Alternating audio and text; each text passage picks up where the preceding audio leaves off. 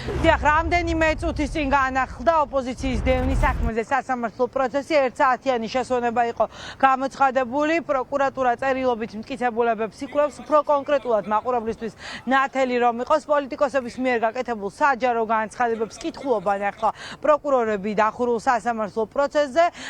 ეცნობიან ამ განცხადებებს მოსამართლისა და დაცვის მხარის წარმომადგენლებთან ერთად და ჭობენ ამ პოლიტიკურ განცხადებებში იყო თუ არა რაიმე კანონდარღვევა. როგორც ადვოკატები აცხადებენ, ეს საქმე მრავალტომიანი იმის გამო არის, რომ სხვადასხვა სისხლის სამართლის საქმე აქვს შეკრებილი და ეს მტკიცებულებები აქვს ჩადებული პროკურატურას პოლიტიკოსების წინააღმდეგ საქმეში, მათ შორის არასამთავრობო სექტორის ოფისების ჩხრეკის, ასევე ნანუკას ფონდის შესახებ ინფორმაციასთან დაკავშირებით აწვდიან პროკურორები ინფორმაცია სასამართლოს, თუმცა კითხვაზე რა კავშირი აქვს პოლიტიკოსების ბრალდების საქმესთან, აი ამ სისხლის სამართლის საქმეებს, როგორც ადვოკატები ამბობენ, სახელმწიფო ბრალდებას ხდომათა დარბაზში კითხვას პასუხს ვერ სცემს.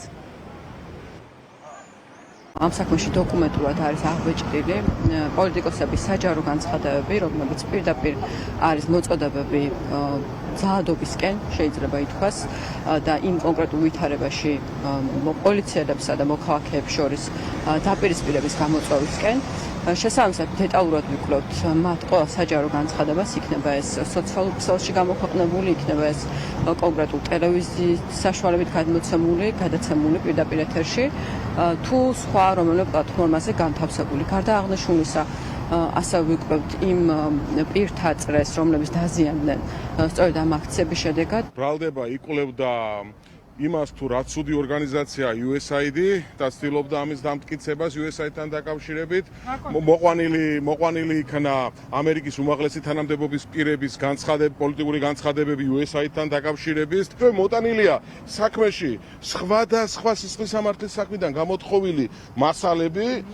ჩვენ გვინახავს სპორტული სხვადასხვა ნაკრებები, მაგრამ როგორც იურის შემიძლია გითხრათ, რომ პირველად ვნახე სისხლის სამართლის საქმის ნაკრები. იმიტომ რომ სხვადასხვა საქმე მოტანილი დაზარებლად ცნობის დადგენილებები, იქ სხვადასხვა რაღაც მასალები, ამასთან დაკავშირებით არც ამ საქმეში არავინ არ არის დაზარებლად ცნობილი, არც მოწმე არ არის დაკითხული, არაფერი საქმეში არ არსებობს. დღევანდელი მტკიცებულებები გამოიკულიეს ეხებოდა ფონდებს, USAID, ნანუკას ფონდს, ადამიანის უფლებათა ფონდს, მათ გადარიცხვებს ჯარიმების ანაზღაურებას და პროტესტის მონაწილეებისთვის თუ რატომ იხდიდნენ ჯარიმებს ეს ფონდები წარმოაყენეს მტკიცებულებად. ჩვენ დავსვით კითხვა რა კავშირი აქვს ამ საბოტაჟთან და ამ შემთხვევაში მამუკა ხაზარაძის, ბადრი ჯაფარიძის როგორც ბრალდებულების საქმესთან მათ ეს ვერ გაგვიმარტეს რა კავშირია, უბრალოდ დაახლოებით კავშირი ის არისო, რომ აქესებდნენ მოქალაქეებს, რომ საპროტესტო ტალღა ყოფილიყო. დაახლოებით კავშირის გამო უნდა გაუშვან ადამიანებს. დიახ,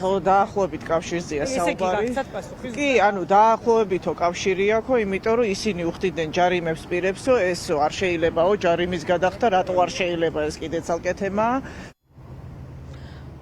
ოპოზიციის დევნის საქმეზე სასამართლოს ხდომა დღეს 6 საათამდე არის გაწერილი. სავარაუდოდ მას შემდეგ რაც მხარეები საქალაქო სასამართლოს შენობას დატოვებენ, უფრო მეტი დეტალი გახდება ჟურნალისტებისთვის ცნობილი, რა განრიგით აპირებს მოსამართლე ამ სისხლის სამართლის საქმეზე პროცესები ჩაატაროს. როგორც პირველებისთვის გახდა ცნობილი, შესაძლოა მხოლოდ პროკურატურის წერილობითი მტკიცებულებები გამოიკვლიონ, შემდეგ უკვე გავიდეს შვებულებაში სასამართლო და არ არის გამორიცხული, რომ სექტემბერში დაბრუნდეს. უფრო მეტი დეტალი ბუნებრივია ხდომის დასრულების შემდეგ გახდება ცნობილი. საზოგადოებას შევახსენებ, რომ წერილობითი მტკიცებულებები გამოსაკვლევი აქვს სახელმწიფო ბრალდებას 53 ტომის სულ. დღეს 3 ტომის გამოკვლევა მოხდება დიდი ალბათობით სასამართლოში და შემდეგ 180 საათიანი ვიდეო ჩანაწერები უნდა გამოიკვლიონ პოლიტიკოსების ბრალდების საქმეზე. ადვოკატებს დღეს სასამართლოს ხდომაზე გაუჩნდათ ეჭვი, რომ პროკურატურას აღარ სურს პროცესები დააჩქაროს, მეტიც მათი მიზანი არის, რომ რაც შეიძლება დროში გაიწეულოს